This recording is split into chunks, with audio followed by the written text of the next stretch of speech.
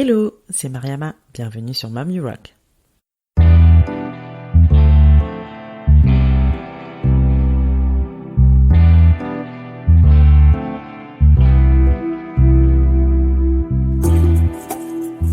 Mom You Rock est un podcast échange avec des femmes entrepreneurs et mamans.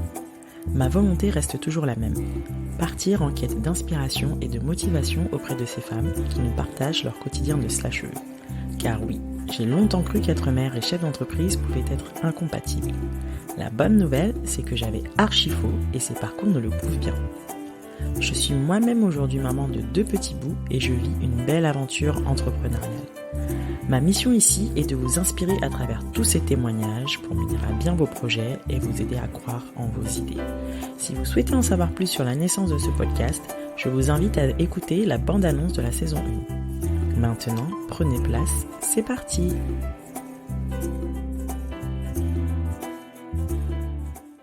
Bonjour Sabrina! Bonjour Mariama! Sabrina, alors aujourd'hui, on va aborder un thème qui va toucher, je pense, papa, maman, entrepreneur, peu importe. Le thème de la cuisine. Toutes les personnes qui mangent. Voilà, toutes les personnes qui mangent. Manger, c'est la vie. C'est ça, exactement. Avec cette fameuse question, qu'est-ce qu'on mange ce soir? Exactement. Et tu vas nous aider à y répondre. Mais avant, avec plaisir. Je te propose de te présenter, de nous parler de ton activité.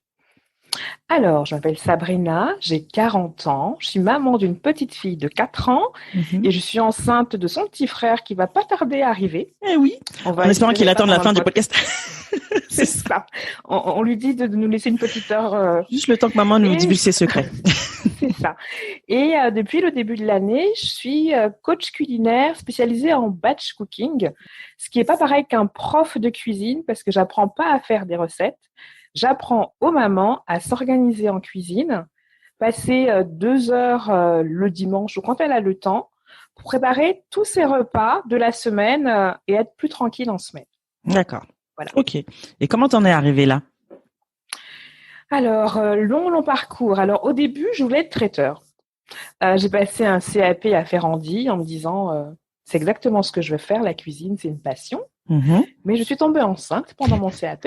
Tiens donc. Et mes priorités ont changé. Tu m'étonnes. Et à l'arrivée de cette petite fille, quand j'ai dû reprendre un travail, je me suis dit qu'il était hors de question que je n'avoie pas.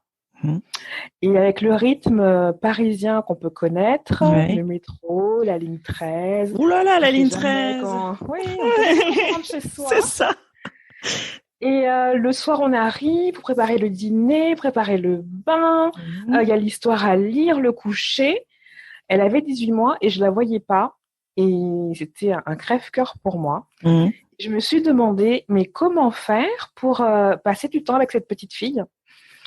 Et la question des repas est venue très rapidement parce que c'est ce moment-là qui te fait perdre le plus de temps. Tu rentres chez toi, qu'est-ce qu'on mange ce soir? Tu te poses devant ton frigo, tu regardes, tu sais pas, tu vas dans ton placard, tu vas dans ton congèle et tu sais pas. Tu sais toujours pas. C'est ça. Et tu finis par manger, chez nous, c'était des pâtes petits pois. Ah oui, le truc rapide et efficace, voilà, c'est ça. C'est ça. Puis dans la même casserole, une petite tranche de jambon, hop, c'est fini. Sauf qu'on ne peut pas manger des coquillettes, petits pois. Non, tous les jours. Non, c'est pas possible. Et c'est là que le batch cooking est arrivé dans ma vie. Et je me suis dit, si le fait d'avoir mes plats préparés à l'avance me permet de passer du temps avec ma fille, c'est bingo. Donc, j'ai commencé d'abord tout doucement en postant sur Instagram mes petites préparations il y a 2 ans. Et comment a commencé l'activité? C'est qu'on m'a contacté d'abord pour faire du batch cooking chez des clientes. C'est des dames qui n'aimaient pas cuisiner, mais qui voulaient manger sain, qui ne voulaient pas une cuisinière à demeure. Et qui voulaient manger juste comme on mange tranquillement tous les jours, une quiche, un gratin. Et j'ai commencé comme ça, en fait, en postant toujours sur Instagram, coucou, regardez ce que j'ai préparé pour comment elle s'appelait, Jeanne, ma plus super cliente, Jeanne. Et les gens m'ont dit, mais c'est super, mais est-ce que tu donnes des cours? Je dis, non, mais je peux donner des cours. Parce qu'en fait, c'est vraiment une question d'organisation. Pas de recette, mais vraiment une question d'organisation. Et j'ai commencé à donner des ateliers collectifs, individuels, des cours individuels, tout au début de l'année. Ça, c'était chez les clientes, du coup, à chaque fois? Tes ateliers? Oui. D'accord. Parce qu'en fait, pour moi, c'est important d'être dans la cuisine de la personne. Parce que pour avoir pris des cours dans des ateliers de cuisine, leur matériel n'est pas le même que le mien. Et quand tu te retrouves dans ta cuisine avec ton four qui marche comme ça, tes plats qui vont très vite, tu peux être vite dépassé. Alors que si je vais chez elle et qu'on utilise ses ustensiles, je trouve que c'est beaucoup plus facile. Les repères sont plus simples, du coup. Oui. Carrément. Ça, donc, j'allais toujours... oui. Et donc, du coup, tu avais des dames qui t'appelaient et qui te disaient, tu viens chez moi et tu me fais ma cuisine pour la semaine. Ouais. C'est fou, ça. C'est comme ça que tout a commencé. Et du coup, tu y allais le dimanche. Non, parce que j'essaie de garder quand même du temps pour ma famille. J'y allais après le boulot, parce que j'avais encore un boulot salarié. Ouais. Donc, je m'arrangeais pour finir vers 18h et arriver chez elle, disons 18h30. Et à 20h30, fallait que tout soit nickel. Les plats, tout est fait. Tu mets dans les petits tupperwares, dans les petites box. Exactement. Et avec mon petit WhatsApp à la fin. Lundi, faut manger ça. Mardi, c'est plutôt ça. Mercredi, c'est plutôt ça. Pour pas qu'il y ait des soucis de conservation. Admettons, j'avais fait du poisson. Pas qu'elle le lait jusqu'au vendredi. Donc c'était cadré, quoi. Les petites. Alors du coup, elle faisait les courses et toi, t'arrivais, tu préparais tout. En fait, ma première cliente était végétarienne. Moi, je ne le suis pas. Mais là, c'était un petit challenge de lui proposer chaque semaine des nouveaux menus. Donc moi, je proposais les menus. Elle validait pas. Je reproposais. Je faisais la liste de courses. Alors, soit elle s'en chargeait, soit moi, selon nos disponibilités à chacune. J'arrivais, les courses étaient faites et je mettais en cuisine. C'est fou. Là, t'as inventé un concept. Tu détectais un besoin et en faire, du coup, développer ton offre, c'est génial. C'est fou. Mais c'était génial parce que moi, j'adore cuisiner. Elle n'aime pas cuisiner. Et les gens voulaient des choses très simples. C'est pas de la cuisine, tu sais, quand tu prends un chef à domicile avec la petite mousseline. Non, pas du tout. Là, basique, voilà. Ouais. Et elle était ravie de pouvoir rentrer et de manger du fait maison en sachant ce qu'il y avait dans ses plats, plutôt que manger des choses toutes prêtes où c'est pas trop ce qu'il y a dedans. Elles étaient ravies. Ça a commencé comme ça. Génial. Bon, du coup. Tu vas nous parler du batch cooking. Pour commencer, est-ce que tu peux nous le définir? Alors, on recommence. Le batch cooking, c'est ce terme très marketing maintenant où en 2 heures, tu prépares, souvent le week-end, quand tu as le temps, tu prends 2 heures et tu prépares tes repas de la semaine. Après, il y a des gens qui sont très puristes dans les mots qui vont te dire non, mais c'est du meal prepping parce que tes plats sont tout faits, alors que le batch cooking, c'est juste de préparer, tes différents aliments et chaque soir, tu vas cuisiner. Pour moi, c'est plus simple d'avoir mes plats tout faits et de les réchauffer. Parce que en semaine, moi, je prends 15 minutes à faire mon repas, c'est-à-dire le réchauffer. Ouais, c'est très simple. Mais les gens reconnaissent le mot batch cooking. Donc voilà, c'est ça. Préparer en 2 heures ces repas de la semaine. Ok. Ça, tu le fais en fin de semaine. Enfin, le dimanche, forcément, parce que c'est là où tu as le plus de temps. Oui, en fait, quand les gens ont le temps, ça dépend après des emplois du temps de chacun. Il y a des personnes qui aiment le faire en 2 fois, peut-être une fois le mercredi et une fois le dimanche. En tout cas, quand tu as un petit peu de temps devant toi. Ok, d'accord, super. Et alors, comment tu t'organises? C'est-à-dire que tu poses, tu réfléchis à des menus, c'est quoi le process? Alors, le process chez moi, vraiment chez moi. Moi, mon jeudi, je fais mon petit menu. Alors, j'ai de la chance, dans ma famille, tout le monde mange de tout. Donc, je peux imposer mes petits menus, mes petites créations, il n'y a pas de souci. Tout le monde va manger de tout. Donc, le jeudi, je fais mon petit menu en prenant quand même en compte les goûts de chacun. Par exemple, en ce moment, monsieur, c'est du poireau. J'ai beau mettre autre chose dans le menu, il va me ramener 5-6 poireaux, tu vois. Il va falloir quand même que je prévoie un truc avec du poireau. Ouais. C'est ça. Donc, le jeudi, je fais mon menu. Point important, j'essaye de faire un inventaire de tout ce qu'il y a chez moi. Tu sais, dans les placards, dans le congèle, tous les trucs qui traînent pour pas avoir à racheter tout le temps la même chose. Ça m'est venu pendant le premier confinement. quand on allait faire les courses, tu sais que les rayons étaient vides. Ouais. Au départ, je faisais mes menus, ma liste de courses, et puis monsieur revenait en me disant, il n'y avait pas ça, il n'y avait pas ça, il n'y a pas ça, parce qu'il n'y avait plus rien dans les rayons. Et donc, du coup, tu devais improviser avec ce que tu avais. Donc, je me suis dit, c'est ça. Donc, je me suis dit, il faut savoir ce que tu as à la maison pour pouvoir faire tes menus. Donc, maintenant, à la maison, c'est 1 semaine sur 2 où on fait des courses. Okay. Il y a 1 semaine où je pars vraiment de ce qu'il y a à la maison et l'autre semaine où on fait vraiment les courses. Donc, jeudi, petit menu du lundi, de ce que je vais faire du lundi au dimanche. J'enchaîne et je fais la liste de courses. On est très connectés avec monsieur, donc on a une appli tous les deux où je fais la liste de courses. Et monsieur a la même appli. Je crois que ça s'appelle Family. Je te donnerai pour que tu mettes. Tu me donneras, moi je mettrai dans le. Ouais. C'est un peu fastidieux au début parce qu'il faut créer tes listes. Ouais. Monsieur a un côté très carré où il a fait. Alors là, ils vont me dire, mais ce truc, un truc de militaire alors qu'on est hyper cool. Ouais, mais il faut s'organiser. Mais je t'assure qu'une fois que c'est fait, t'as pu à le faire. Donc, on a créé nos petites listes par rayon parce que c'est lui qui s'occupe des courses. C'est pas qu'il aime faire ça, mais faut que ça aille vite, qu'il aille rayon par rayon. Donc, on a fait notre liste rayon par rayon. Okay. Je rajoute, moi, mes produits pour ma liste de courses. En fait, je vous raconte ça et je me dis, mais on va vraiment nous prendre pour les gars carrés militaires. Écoute, la ça liste marche. De courses rayon par rayon. Et ça marche, c'est efficace. Donc, Oui, ça marche. Ouais. Oui, ça marche parce qu'il passe, je sais pas, 30 minutes à faire ses courses. Bien sûr. Moi, ça me saoule d'avoir à slalomer entre les rayons de chat. Et de revenir en arrière. J'ai oublié ça. Oui. On revient 36 fois dans le même rayon et tout. Donc, moi, Lui, il est carré, il fait son truc, son petit cheminement, là, hop. Ouais. Et ensuite, il rentre avec ses poireaux plus mes courses. Non, je te fatigue avec mes poireaux, mais c'est vraiment notre problématique de l'hiver, là. À un moment, il va falloir se calmer, là. On peut manger autre chose. C'est exactement ça. Donc, jeudi, menu, liste de courses. Monsieur fait les courses vendredi ou samedi matin. Et le dimanche, je me mets en cuisine, alors 2 heures, pas plus. Parce que j'ai pas envie de, enfin, j'ai aussi d'autres choses à faire que cuisiner. Ça, c'est un truc, aller au parc avec la petite, sortir, me reposer. Ouais, c'est ça. Et en fait, le secret, c'est de bien choisir ses recettes pour pas y passer 4 heures. D'accord. Et comment tu fais organisé. Ça, du coup? C'est des choses simples à, alors, la simplicité. Alors, ma technique à moi, c'est de toujours prévoir 2 plats qui vont aller au four et je vais commencer par ceux-là. Alors, toutes les semaines, on va manger une quiche, mais une quiche différente, avec des légumes différents, avec des carottes, du saumon, enfin, toujours une quiche différente. Après, ça peut être des lasagnes, un gratin de légumes, un gratin de pâtes. Je commence toujours par ces 2-là. Et ensuite, j'enchaîne par un plat mijoté et, comme c'est l'hiver, une petite soupe. Et ça fait 4. Mais je cuisine que mes plats du lundi soir au jeudi soir. Donc, j'ai 4 plats. Et un petit goûter.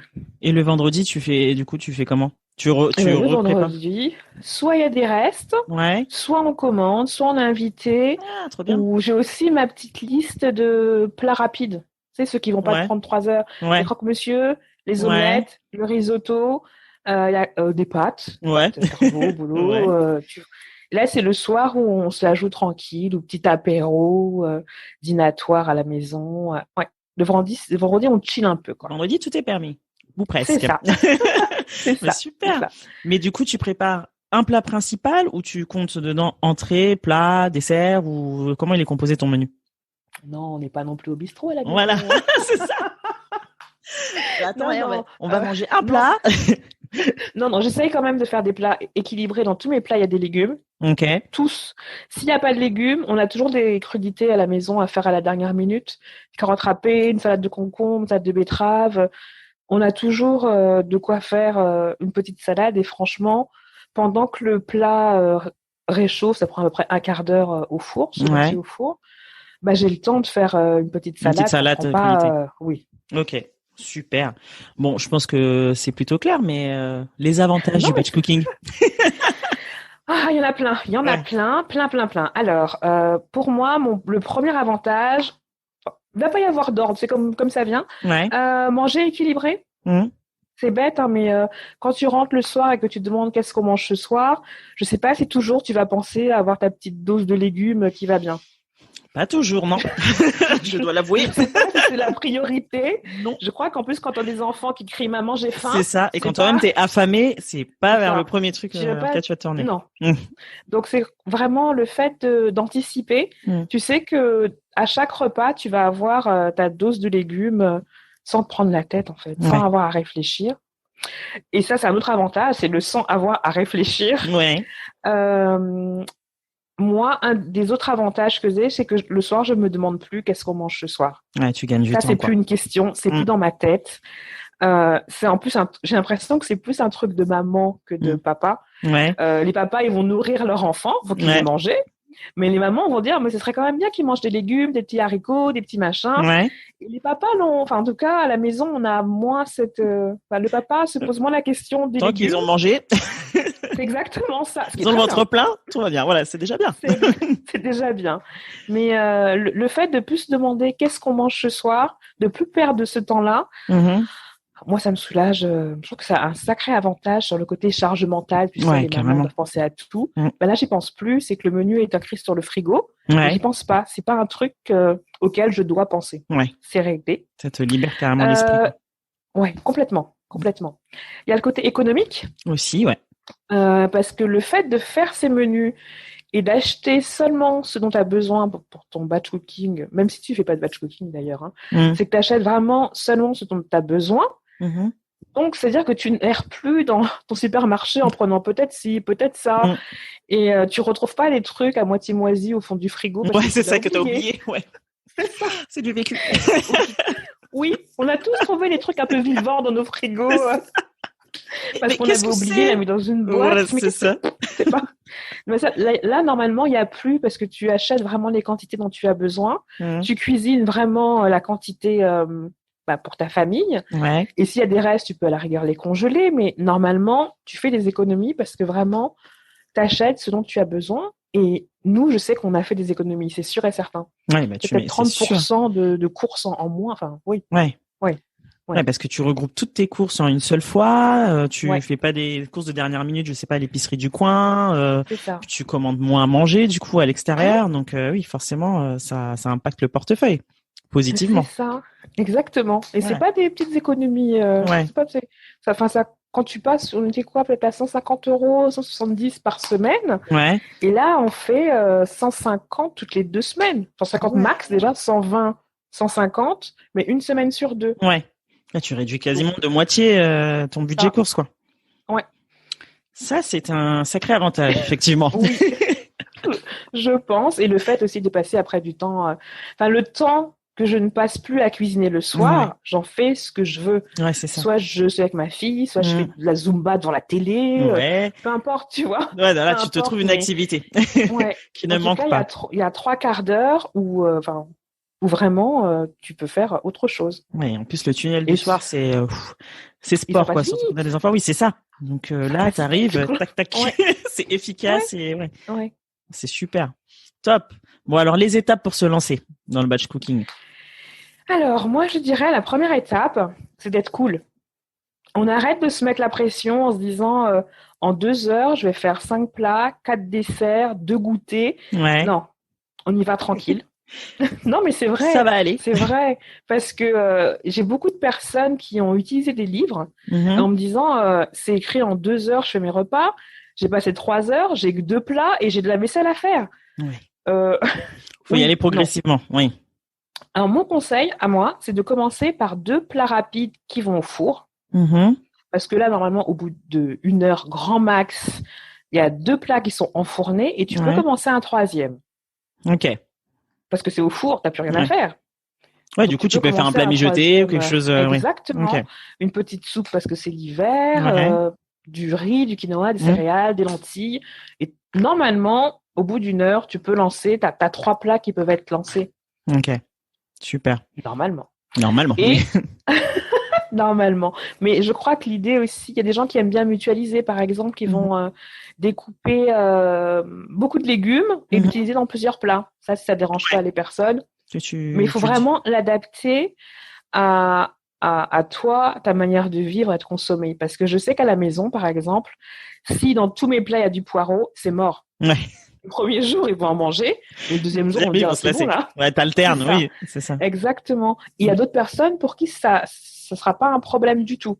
Donc, je crois qu'il faut aussi s'adapter à sa famille, à ses goûts, à ses envies, quoi. Vraiment. Ok. Ah super. Oui. Et autre conseil important quand on se lance dans le batch cooking, c'est de commencer par tout ce qui est épluchage et découpage. Ça, c'est ce que j'ai appris à faire en dit, et ça me sert encore. Ouais. C'est que tu te débarrasses de tout ce qui est sale au début. Ouais. Tu gagnes du temps après sur le nettoyage. Tu épluches des pommes de terre, tu les coupes, après tu vas faire quelque chose, tu reviens, tu épluches autre chose. Ok. Tout ce qui est épluchage, on le fait au début. Ouais. Et c'est ce qui prend le plus de temps en fait. Ok. Ouais. Super. Et comment tu choisis là, on arrive en hiver, la fatigue, les choses comme ça. Est-ce que tu regardes un petit peu tout ce qui est qualité nutritionnelle? Enfin, j'imagine que oui. Tu choisis tes menus en fonction des qualités nutritionnelles des aliments que tu vas cuisiner. Alors, oui et non. Oui, forcément, parce qu'il faut qu'il y ait des légumes. Ce que je dis à mes clientes, c'est on se déculpabilise sur les surgelés, les légumes surgelés.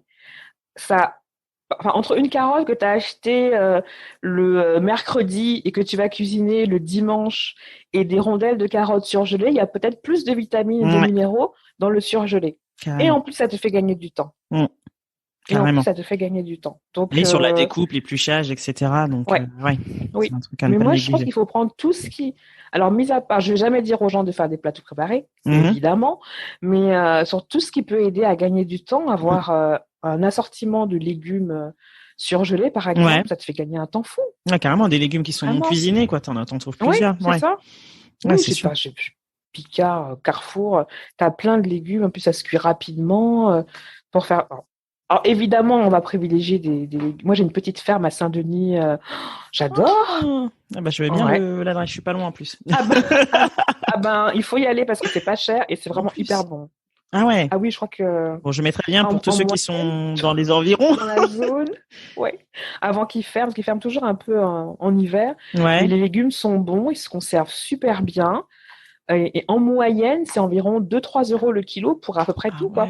Les courgettes, les épinards, les poireaux. Ah oui, c'est vraiment sérieux, il est génial. Parfait. Moi, je prendrai note de la petite adresse. Oui, avec plaisir.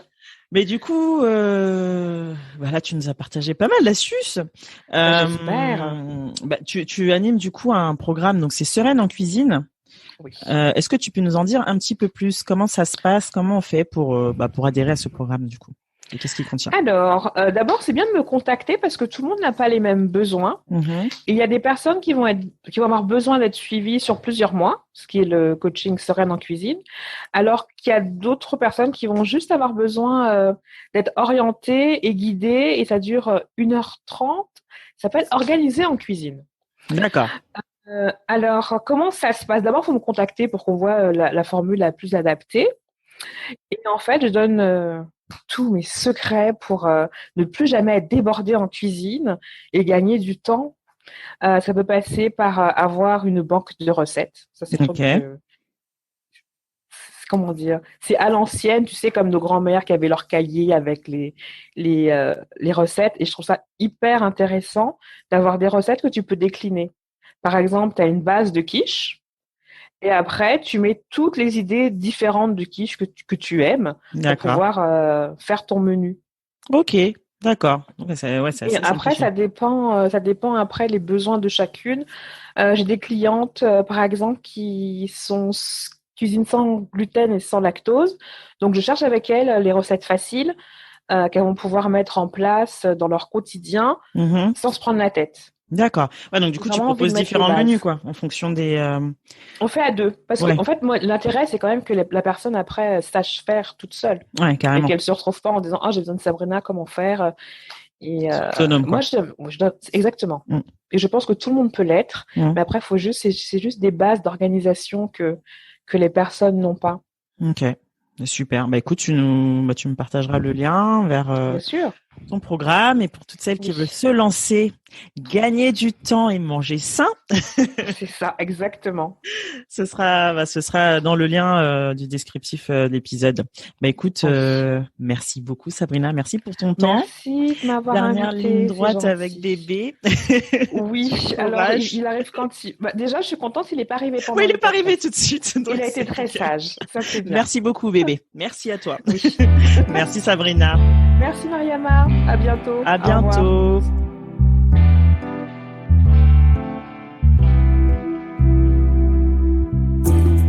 Merci pour votre écoute.